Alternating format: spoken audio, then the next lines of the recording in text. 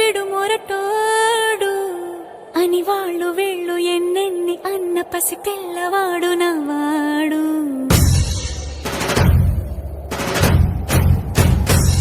విడు ముండోడు అని ఊరు వాడ అనుకున్న గాని మహారాజు నాకు నవ్వాడు.